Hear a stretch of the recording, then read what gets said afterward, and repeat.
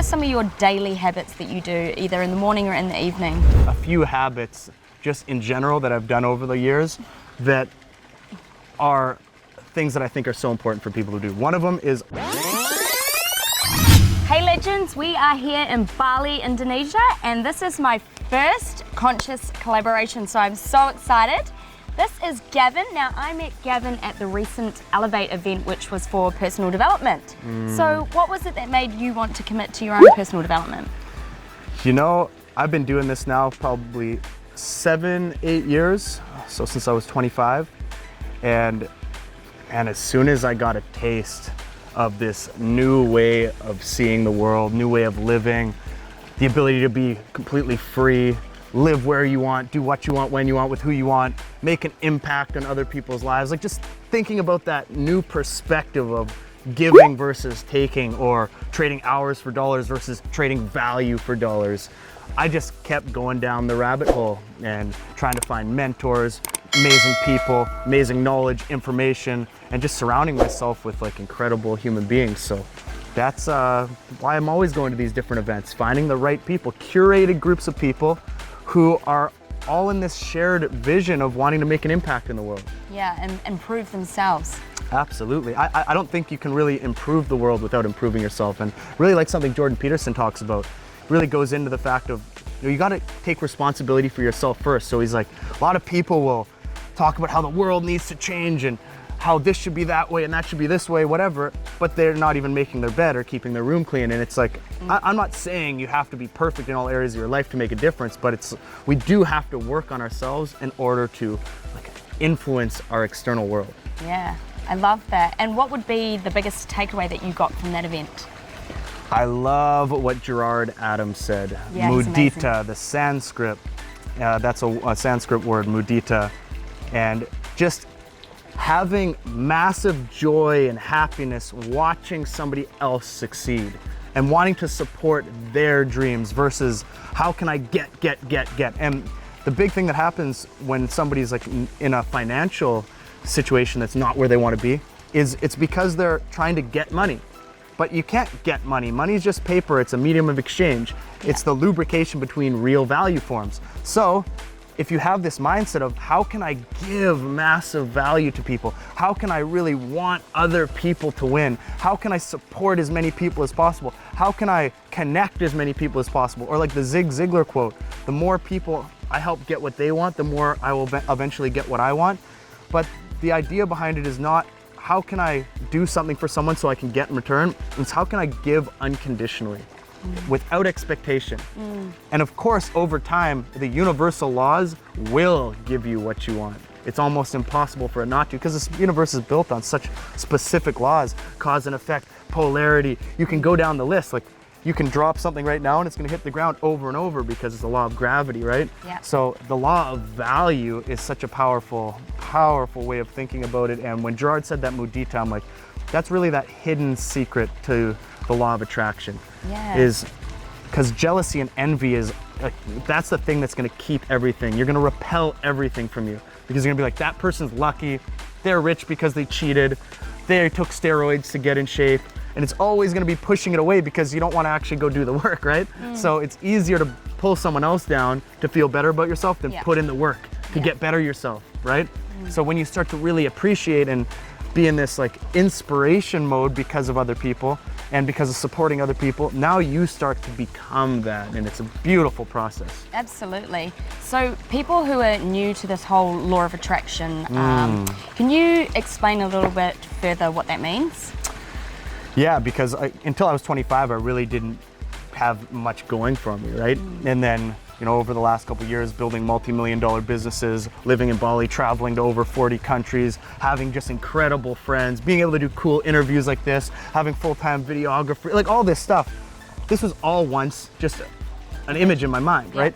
And 7 years ago, I ran into Brian Swan's video. It's called Create Your Perfect Day. And I wrote down 7 pages, or 6, 7 pages of exactly what I wanted my life to look like. From the moment I woke up to the moment I went to bed. The foods I wanted to eat, how it smelled, how I would open my eyes, how I felt, what I was looking at, where I was living, all of that. And now that's my life.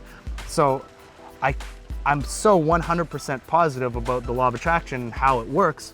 but there's many elements to it. And I'm just gonna go over a couple right now. So Awesome. one of them is just the metaphor of like a radio signal, right?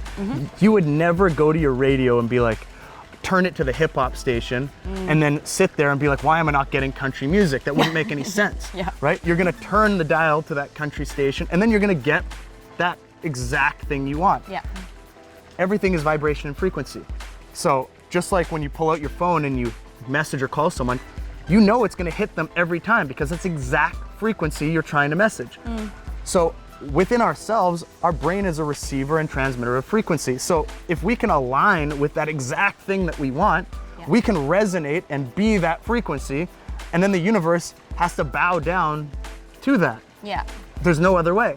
But there's obviously many elements that go within it, right?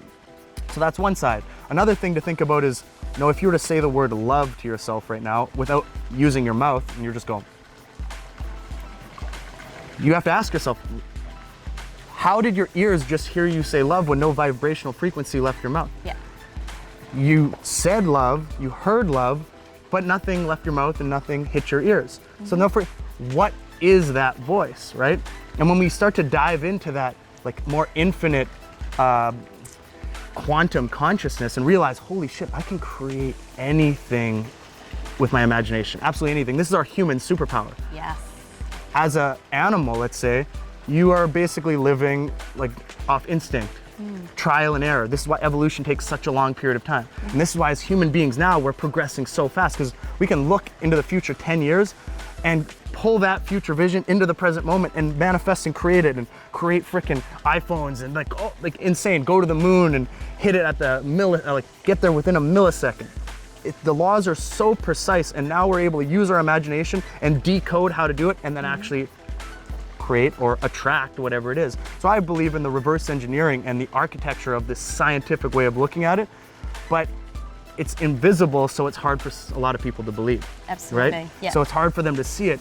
But when you start to add up all these little pieces to it, it's so obvious how it works. It's so obvious because there is nothing stopping it from working. The biggest thing when somebody's like pushing away from it is they'll say, oh, I imagined this happening and it didn't happen for me. I'm like, yeah, but there's also a gestation period. Just like when you plant a seed in the ground, it doesn't sprout the next day. Yeah. You know, and people are like, where's my fruit, you know? Where's my plant? Yeah. There's a gestation period. Because we live in a physical universe, we can manifest that in our minds and create that vision, but now it's gonna take actions. It's gonna take like moving forward, progressing, and turning into that type of person who then attracts everything they want automatically. Yeah. So it's the work on yourself that will attract, it's not just the vision. It's because of the vision you become who you want, then resonate at the frequency that brings in what you want. Yeah. Amazing. And you're very, got a little bug. You're very successful. This is obviously a beautiful villa that we have the opportunity of shooting in. Now, what are some of your daily habits that you do either in the morning or in the evening?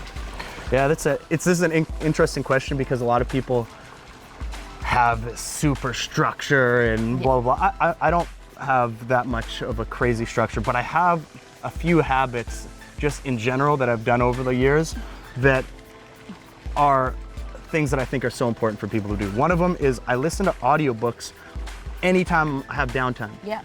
Every time I'm driving, when I'm at the gym.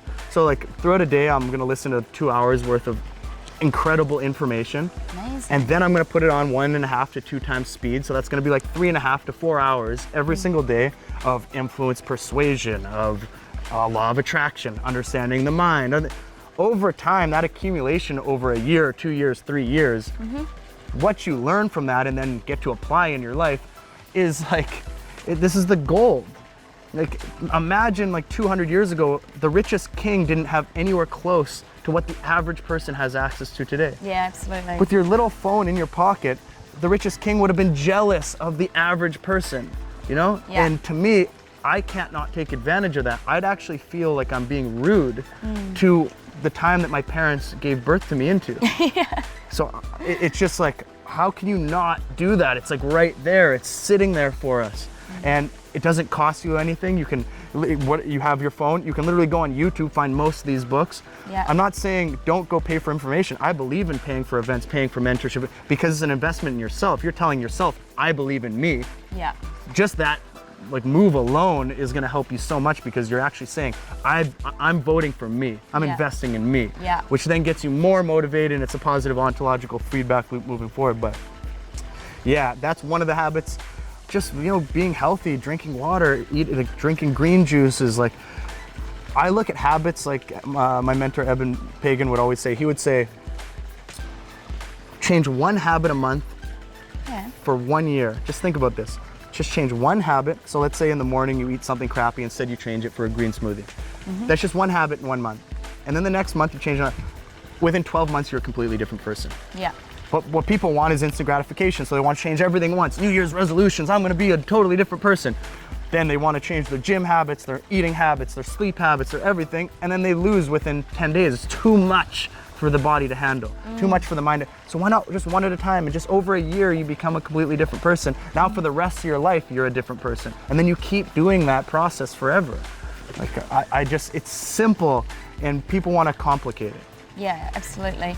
So before we started the interview, Gavin took me down to the waterfall at the bottom of his villa so that we could just connect to nature and just charge up. So you were saying that you do breath work every morning? Yeah, so every morning me and Ari will do breath work, we'll do some yoga, we'll write down our goals, we'll journal from the day before, because I think it's really important to just like kind of write out and reflect on the days before, and then reflect at the end of the week and just ask yourself, like, what was I doing that was making me feel off those 3 days? What was I doing that was making me feel on? And then trying to optimize your life basically. I should do more of those things that get me better results, that seem to put me in a higher vibrational state. So, and then we will do some affirmations, just some, like, every day can be a little bit different, but overall that's what we do in the morning. It's really important to take your first hour to 2 hours for you, and like setting yourself up for the day. If I get up in the morning and I look right at my phone, which I still do, I'm not no perfect person. I don't even want to pretend like I'm perfect at all. Like, my room's a mess sometimes. I don't ever want to pretend like but I just learned enough, like, certain skills that allow me to create this life while still being a mess. You know what I mean? Like, but overall, it's such a powerful thing to do in the morning, is just charging yourself. Yeah. So I talk quite a bit on my Instagram about raising vibration. Could you recommend a few ways that we could raise our vibration throughout the day if we were feeling a little bit flat? That's, I think that's going to be different for everybody, and I think people have to find out what it is for them by doing reflection. So the beautiful thing about being a human being is we can self-reflect, we can self-actualize, we can self-hack, we can look at ourselves, but we're not programmed very well to do it. It's much easier to see what someone else should do in their life and say, hey, you should do this, than it is to look at ourselves.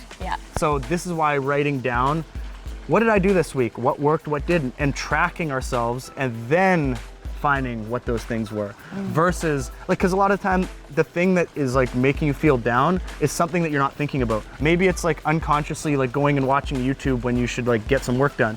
Maybe you'll find out that the same habit keeps coming up, and it seems like every time after it you're feeling like crap. You know what I mean? So finding out what those things are is the most important, and it's going to be different for every single one of us. So I don't want to just say, hey, do this and it's going to make you feel better. But just doing things like meditation, doing things like breath work, these are, like, of course, going to help all of us. Getting to the gym, if you're feeling down, go run on the treadmill, do some high intensity interval training, do some sprints on and off. It's almost impossible to feel bad after you've done something like that. You might feel tired, but you're going to get this endorphin rush, and it's going to be amazing.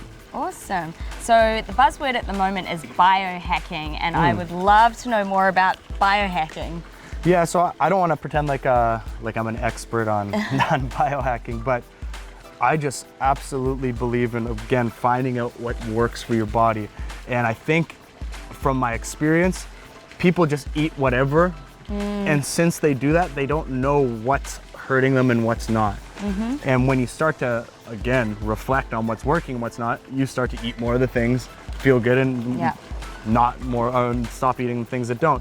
So, like, I love to just like drink a lot of healthy juices, like beets, spinach, orange, like all sorts. I probably have like 3 to 4 like big size juices every day. That's like a part for me, because it works. It's definitely something that I've noticed gives me a lot more energy. And then just, again, seeing what foods are good and what aren't, and then avoiding just like this multiple days in a row of just eating pizza and like pastas and like a lot of breads and a lot of that just over and over, because it really slows down your system. You'll feel lethargic by doing it. I also do intermittent fasting, so I don't eat my first meal till about 1 or 2 o'clock. Cool. And that's just for me. Yeah. Again, it's something you notice over time, because I feel like as an entrepreneur, if you can get a bunch of work done from like 8 o'clock till like 1 o'clock in the morning, you will, and you can do like what we do, 60, 60, 30, 60 minutes, like laser focused on one task, 10 minutes off, 60 minutes laser focused, 10 minutes, 30 minutes off. If you can do even two of those in a day, you're gonna be one of the most productive people you know. Yeah. Because at the end of the day, most people are on Instagram or going through all these things all day. They're never fully engaged in any task. There's a book called The Power of Full Engagement that's really powerful on that. When you're fully engaged in something and you train your brain to fully engage for long periods of time, you really separate yourself, especially in this society. It's like they were saying our attention span is getting like less than a goldfish or something, like 6 seconds or something. Yeah. Because people are like Instagram, then they're this, then they're that. It's almost impossible for people to focus. Yeah. So. Cool. Now, Gavin's Instagram is amazing. There's so many different techniques on mindset, but he also has a lot of recommendations on great books. So could you give us a couple of recommendations on some game-changing books for you? Yeah, I like there's 3 books that I like to share with people all the time. The first one is Breaking the Habit of Being Yourself by Joe Dispenza. Okay. I don't know if you've heard of this. I have heard of him, yep. So that's really on this whole quantum physics side of things, really having a deeper understanding of how this universe works and how the mind works. And understanding that if you start to change yourself, you start to change your reality. If you change your mind, it's like the subtitle is How to Lose Your Mind and Create a New One. So it's like how to lose your mind. I remember this one story, it's really interesting. It was Wyatt Woodsmall, who's one of the best NLP teachers. He would say, his clients would come to him and be like, hey, Wyatt, you do all this NLP, like, how can you like help me with my life or whatever? Be like, well, what do you want? They'd be like, great, you're gonna help me. He's like, no, what do you want? They'd say, oh, I want this and this and this. And he's like, great, perfect. If you want this, this, and this, all you have to do is this, this, and this. And then they say, but I can't do that. He'd say, why not? And they'd say, because that wouldn't be me. Yeah. And he's like, of course, that's the whole point. It's not you. If you want to change, you have to change. Yeah. If you want your life to be different, you have to become different. And it's like, people don't want to hear that. They want to hear, here's the magic pill. Yeah. Here's the this, here's the that. And I get that. We're all human beings. Of course I would take a magic pill if it gave me something for nothing. I'm not stupid, but overall, that's not how it works. And that's not what creates any fulfillment. 80% of lottery winners lose all their money in 5 years because they were never the person that could create $1 million or keep $1 million. So most people who get the things that everybody wants, like materialistic wise, if they get it for nothing, they lose it. Yeah. So it's like, it's actually who we become that's the real prize. It's never the things. The things are just bonuses. Yeah. And to me, that's so powerful. So that book is super powerful. And then there's 2 books, Think and Grow Rich and Outwitting the Devil. So Think and Grow Rich, Napoleon Hill interviewed 500 of the wealthiest people of that time and found out all the like scientific truths and all the principles of how these people gained that kind of success. Then he wrote Outwitting the Devil. Outwitting the Devil, he more like went and interviewed and like studied 2,500 kind of poverty-minded people, people who are in struggling situations. And then he found out what all the similarities were between them. And then these are like the devil in our minds, right? That's the whole idea behind it, like the self-doubt, all the things. The devil is not this like red character, it's literally in your mind. And it prevents people from doing any of the things they want, even though it's completely possible. It's like a limited mindset. So those 2 books, think about it.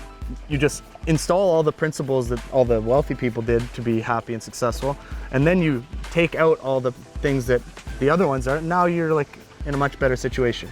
So it's a really, like, I don't know how much more simple I can like explain that, you know? Yeah. It's like, don't do those things and do these things. Do these things. Cool. So you mentioned NLP. Can you dive a little bit deeper into what that is? Yeah, so NLP is neuro-linguistic programming. And it's something I've been studying for a long time, as well as hypnosis and any mind technology I can really get my hands on. Because I believe in multiple perspectives. I never believe in just one thing, just like I don't believe in just one religion, I believe in principles. So you go and study as many things as possible and you see where the truths are, the overlaps. And then you're like, oh wait, they're all kind of saying the same thing. Like this whole you know, what you think you become thing. Like every one of these religious texts says that in some way or another. Oh, every one of these might, you know. So there's certain principles that seem to hold true. So neuro-linguistic programming is about programming your neurological system through language. And our brain works in certain ways, but we've never been given our owner's manual. Like it's evolutionarily wired over so many thousands and thousands of years. But in school, no one was ever taught, oh, here's your owner's manual. You know, here's how your brain evolved. Here's why your emotions work this way. Here's why you think this way. And of course, we don't know it perfectly whatsoever, but we have a pretty damn good idea now on what makes us happy, on what makes us successful, on what's going to give us depression, on what's going to make us more anxious. So we have a pretty decent idea about these things. So it's about now taking those programs and like understanding how they work and installing new and better programs. So it's releasing the old and installing these better programs so you can move through the world and navigate through the world with a new set of lenses that are more positive for you. Just imagine just like Tony Robbins always does this exercise where he'll get everyone to like look around the room and he'll say, okay, I want you to imagine everything that's red. You know, look at everything that's red. And people like look at everything that's red and then say, close your eyes, remember everything that's green. And then they can't remember anything that's green, even though there's green everywhere. So what we focus on is what we see, our conscious mind. When you buy a car and drive it off the lot, you start to see that same car everywhere, right? It's just like what we start to focus on, we see more of. That's like the law of attraction, but it's not. It's your reticular activating system being selectively focused on certain things. So in NLP, you learn to like use all of these techniques in order to just be more aware of the world and more aware of your language patterns, more aware of how you're telling yourself why you're bad or why you're not good. That awareness is so powerful. Self-awareness. Amazing. So when I first asked Gavin if he wanted to do this interview, I asked if there was any particular topic that he really wanted to talk about, and one of the ones that he mentioned was breaking out of the matrix, which is a topic that I love talking about. So can you dive a little bit deeper into that?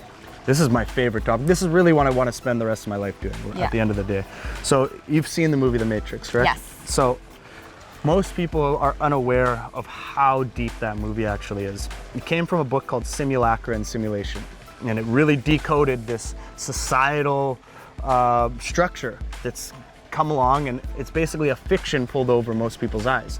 And there's truths within it and there's non-truths within it, and you have to be able to decipher that and figure out like what it is. But most people just follow authority blindly and just accept what everyone else is doing as truth. They learn more through metaphors and analogies and stories than truth.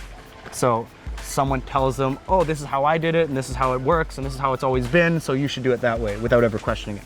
Now Neo represented the neocortex, our higher thinking brain. That's what his representation was. So at the beginning of every movie, he always wakes up, his eyes start waking up because his brain is waking up to something different. Trinity represented the heart, the sacred feminine, right? And unless the neocortex and the heart are aligned, you can't have intentional, powerful action.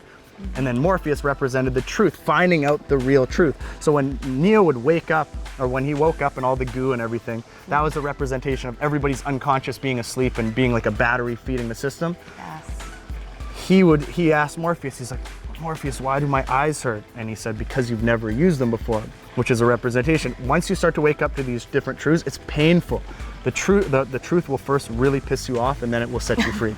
Like, it will be so painful, it will hurt, you'll go into this darkness, you'll go into this, it's like you're like the caterpillar turning into mush, like dissolving and then coming out and being able to fly. Like that's actually what the process is like.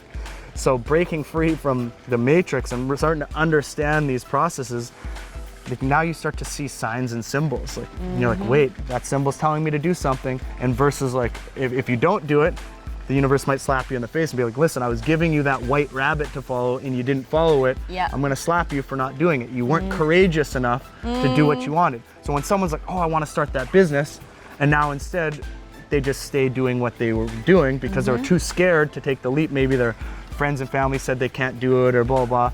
Now they're gonna be stuck in a depression because they're not following what their heart is telling them to follow. And then within that, if they're not aligning their consciousness with their heart, now their consciousness will still be able to do like their day-to-day tasks and blah, blah, blah, blah, but they're gonna feel unfulfilled because they're not aligned. And then if they're not aligned with truth, then they might be taking a lot of actions that don't get them the results they want. People will message me all the time, how do I lose belly fat, or and they actually, again, want the magic pill. They want the false reality. They want the ignorance is bliss, right? From the Matrix, right? Ignorance. You're ignoring truth, right? It's there right in front of you, but you're ignoring it. So now you get, again, slapped in the face for not doing the thing, and you're like, well, why do I not have abs? Well, it's because you're not doing the things that will get you abs. You know, you're just wanting it for nothing. You can go so deep into this matrix topic, but at the end of the day, just being like really willing to go after truth and being curious and wanting to discover and being on that hero's journey, right? That journey where you know things are gonna happen along the way. There's gonna be challenges. You're gonna have to overcome things. It's gonna be hard. It's gonna be a struggle. But just believing in the fact that it's the person you become that's the real prize, that's the powerful thing that you have to look at. If you look at every single movie where somebody achieves something at the end, Rocky or this, that, it was never the belt that was the prize. It was always the emotional feeling you got when you watched him become that person at the end. He was someone new. And that's what makes you emotional, not the title, not the belt. It's like all that hard work paid off because of who he became. And that's so powerful. Yeah, I love that. So on my Instagram, I talk a lot about alignment. And what does living in alignment look like for you?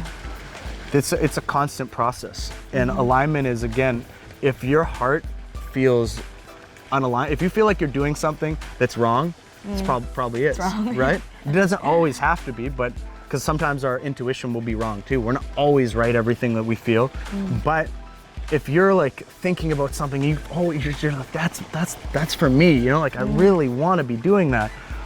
Whether that's like, you know, moving from your city to somewhere else, or do this like digital nomad thing, or whatever it is, if someone's feeling that deep in their heart and they're not doing it, they're gonna be out of alignment. But even if they start doing it and again, the challenges come up, you know, you lose all your money, you go broke, which I went through many times, you're still moving towards that thing that's calling you. So it's a constant process of alignment. But how I look at it is like this. When you first start this journey and you're moving towards, it's like, this is the line.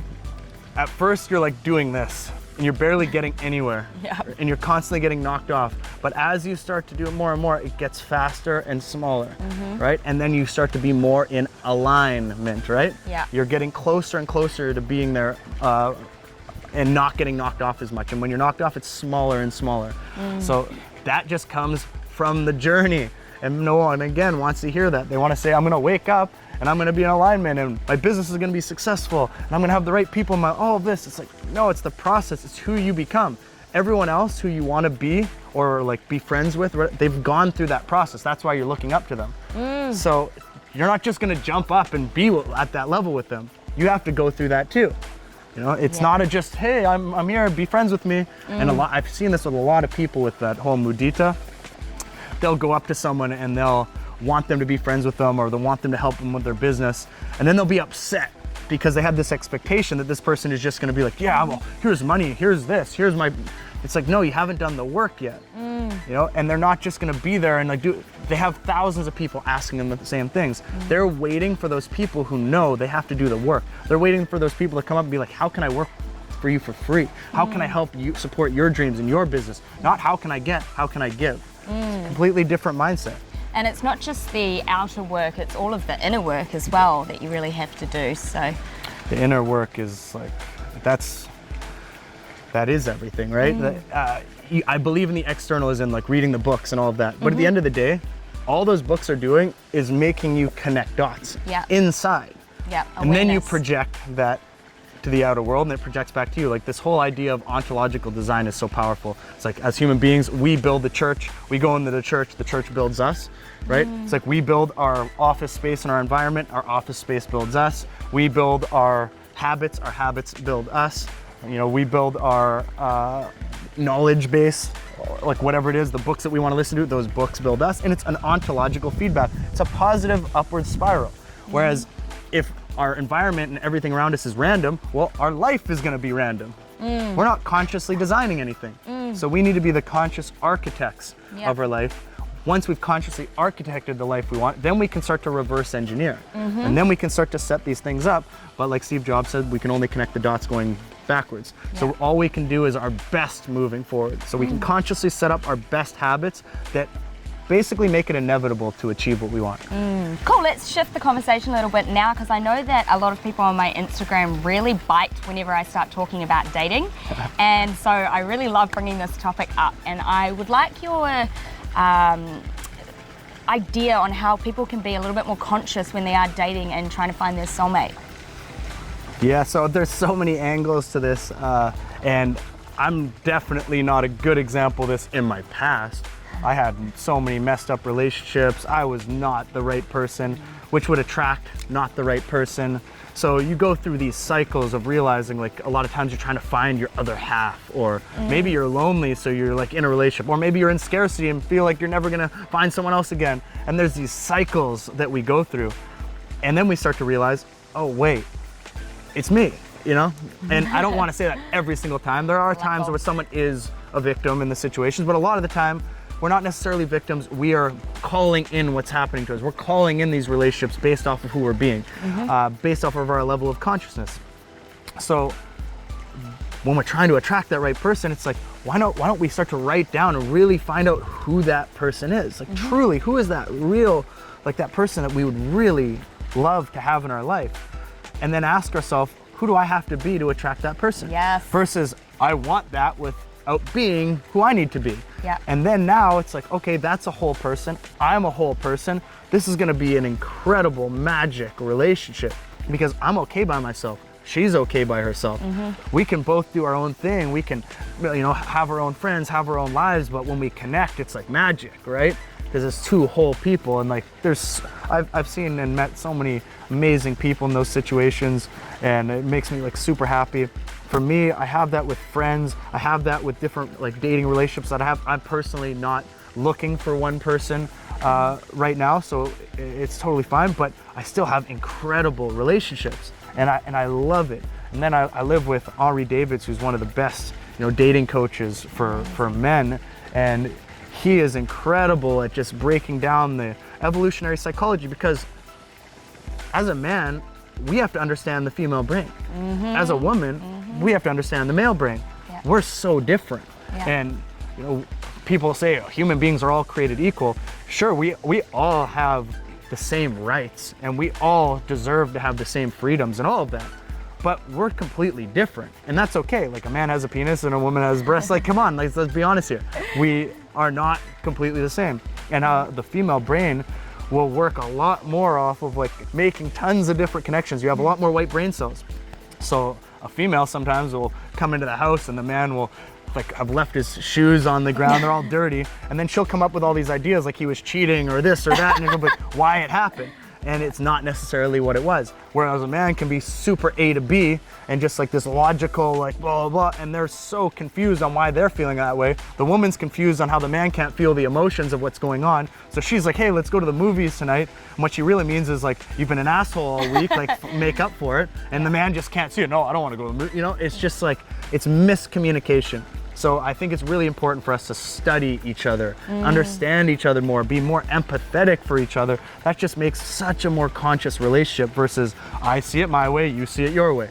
You know, let's see through each other's eyes more as human beings. I love that. So what would you say is the best piece of advice that you've ever been given? Well, there's so many, but let's, just the thing that's coming to mind right now would be just Eben Pagan teaching me about value. Yeah. And he went through this kind of place in his life where he's like, wait, I can't just get money. I want to be wealthy, but I can't just like get money. That doesn't really work. So you come up with these kind of schemes when you're trying to become an entrepreneur, and you're like, how can I get one people all to give me $1 million? It only costs them $1 each. I become a millionaire. That's not, you know, that seems pretty easy. It's like, but wait, I'm trying to get from people again. So then we start to ask ourselves, well, that's not going to work. And I tried to do this entrepreneur thing, it didn't work. I'm now back at a job and I lost all this money and I borrowed money from friends and family, and I went through this whole cycle, and why the hell didn't it work for me? Why are these other people making it happen?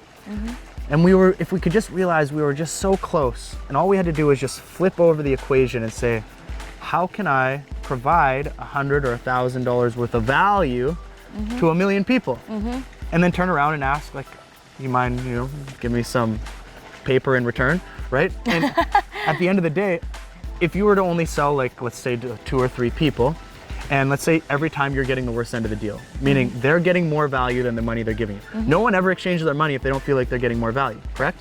So if they're getting more value and you're getting less value, but it's only a small amount of transactions, well, you are still broke, right? Because you didn't have enough transactions. But if you do it on a mass scale, and everybody that you're serving, all your customers, are winning and their products are making their lives better, and their money is going to somewhere good for their lives, and you do that on a mass scale, you become very wealthy, helping a lot of people. So that equation is so obvious, it's so there, but since we're so in our egos and so in like what's called the monkey trap, I don't know if you've ever heard of this, but in Africa, they'll hollow out a hole in a tree, they'll put this big nut inside, this monkey will come around, grab in, but as soon as he grabs the nut, he can't pull his hand out. And then this hunter will just come and kill the monkey because the monkey's looking at him, but he wants the nut so bad he can't let go. And this is how our minds work. We can't let go of our old beliefs. We can't let go of this old way of thinking, this whole matrix way of like how the world works. We can't let go of it. So we keep doing the same things over and over, expecting the results to change. And we actually just destroy ourselves. Whereas if we could just let go, take on new beliefs, like Bruce Lee would say, empty your glass of Coke, your clouded knowledge, and pour in my pure knowledge, and then you're gonna be able to do this martial arts. But if you can't empty that out, I can't give you any of mine. You know, so it's this mindset, like we have to be able to really let go. That's why Emil and Joel were constantly working on letting go exercises, because they realized the importance of letting go to refill. You don't pour in on a bad foundation. You don't build a skyscraper on like freaking sand, you know? It doesn't work. It's as soon as the storm comes, it falls over. So we have to build on these solid foundations. That's why I'm so like, my highest value is truth. Nice. Like the more truthful you live, the more you look for truth, the more you stop just accepting things just because everyone does them, the more you go into that pain of like realizing how things like work. You're like, oh my God, like that's hard to accept, but at least now I'm aligned with the truth. You know, and it's super powerful. This is the same thing in relationships. I'm not gonna go in right now in my life say, hey, I want a monogamous relationship and like fall in love with someone, and then it's all a lie, wearing a mask just so you can like sleep with someone. Like that's like some pretty scummy shit, you know what I mean? But what if up front you're like, I'm not looking for a relationship. I am more dating around. I am seeing other people. This is who I am. This is what I'm doing right now. Now you're leading with truth. There's a powerful way, when you can sit in your truth, no matter how uncomfortable it is to say to somebody, there's so much power behind that. I love that. Awesome. Well, that comes to the end of this interview, and I hope that it really did resonate with you. If it did, make sure you like and comment and also subscribe to my channel. Thank you so much, Gavin, for being with us today. Thank you, gorgeous darling.